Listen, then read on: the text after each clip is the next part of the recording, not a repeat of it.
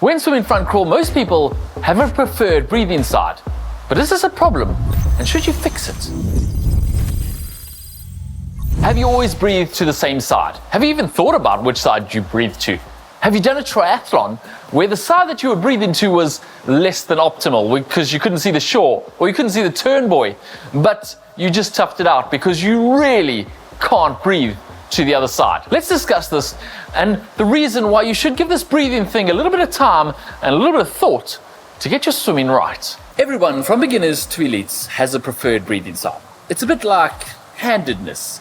You just naturally prefer one side to another, and then years of practice ingrain that side and make it significantly more comfortable than the other. And then swimming to the other side starts becoming more and more uncomfortable. It's a bit like writing with the wrong hand. Awkward and messy. But there are some real advantages in swimming to being able to breathe to both sides. But also, there's some real advantages to only breathing to one side. Confused? Let's explain. First, let's clarify what we mean by breathing to both sides. We are not talking about breathing each stroke left and right. You may actually see some beginners jump in and do this, where they whip their head left and right, trying to breathe every stroke. And this is not practical for anyone. We're also not talking about bilateral breathing. You may have heard this term bilateral breathing. You may have even been encouraged to do bilateral breathing in your stroke. But bilateral breathing is alternating the side that you breathe with every breath. So every 3 or 5 strokes, breathing left and then right.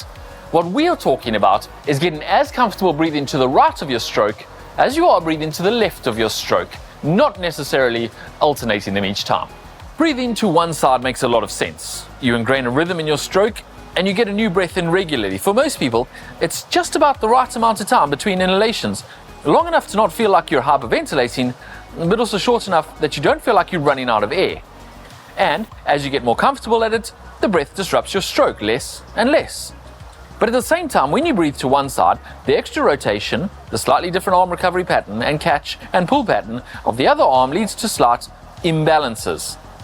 Over time, your one arm will get stronger, your rotation to one side will be better than the other, and your kick might even adapt to be more efficient and stronger on one side. And it's this imbalance that we're trying to correct or work out. By occasionally breathing to the other side, you're forced to think more about your stroke and about your breathing pattern and about your strength and your flexibility on the other side. There are also big advantages in triathlon races when you don't want to breathe to the wrong side, where you want to be able to see the shore, or you want to be able to avoid the sun in your eyes, or just avoid that competitor who keeps splashing you in the face. There's also one other big advantage of learning to breathe on the other side. You haven't ingrained any bad habits yet. If you've always been breathing to the same side, you've probably been doing it a little bit wrong. When I first started swimming to improve my swim for my triathlon goals in my early 20s, I'd been swimming for years, but I'd almost always been breathing to the right.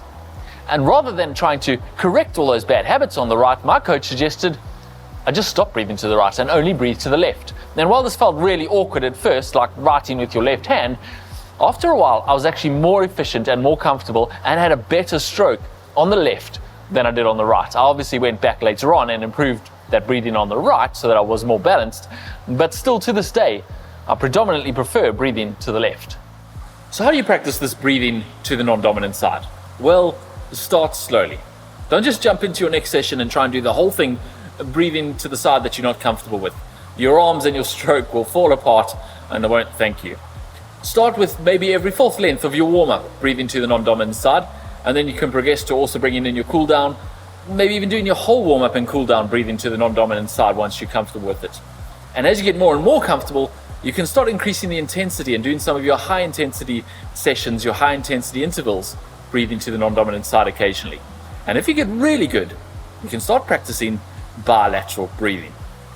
Bilateral breathing, or breathing every 3rd stroke to the left, to the right, to the left again, and so on, has some real advantages. It really forces you to balance out your stroke. And you'll notice pretty quickly if you tend to overbalance one way rather than the other, or if one side of your stroke, your left or your right, is significantly stronger than the other one, and you can start to correct that. But bilateral breathing also doesn't really work when you start increasing the pace, because most people will find that breathing every 3rd stroke is simply not enough air. They're going to run out of air before they get to that 3rd stroke. And so you're going to have to switch to breathing left or right only when you start increasing the intensity or when you're in a race.